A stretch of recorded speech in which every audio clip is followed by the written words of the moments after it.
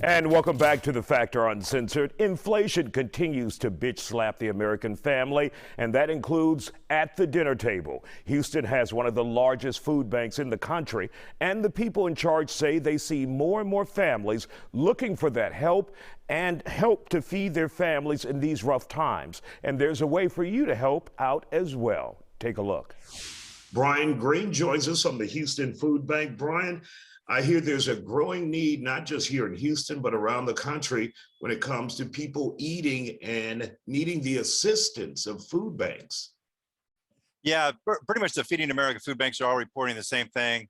We just did a survey with our own partner pantries, and 84% report significantly longer or more people requesting food assistance now. In light of inflation, that makes a great deal of sense to us.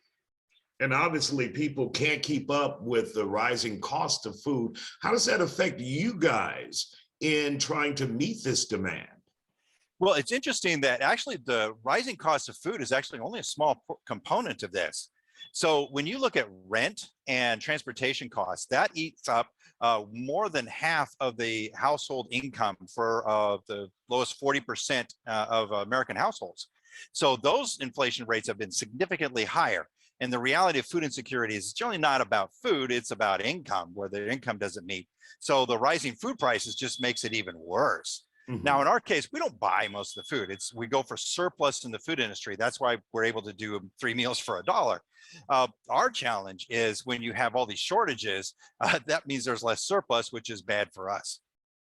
Now, how can the public get involved and help out with this situation? Well, the biggest thing that people can do is actually volunteer. So what food banks do is we go get surplus food and we distribute it through these area charities to help these families. And most of the food that we can get, there's a reason why it was donated. And a lot of times, well, we got to put some work into it to get it ready to distribute.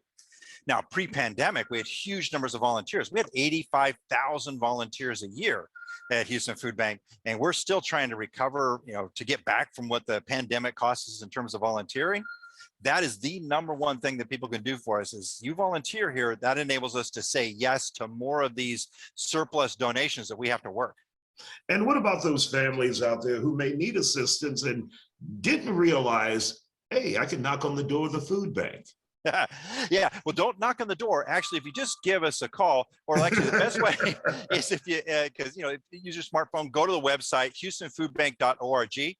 We have a link that you can go to put in your zip code for need help, your zip code, and that'll show you the pantries that are serving your neighborhood, the hours of operation, and that's our most effective way to get food to you.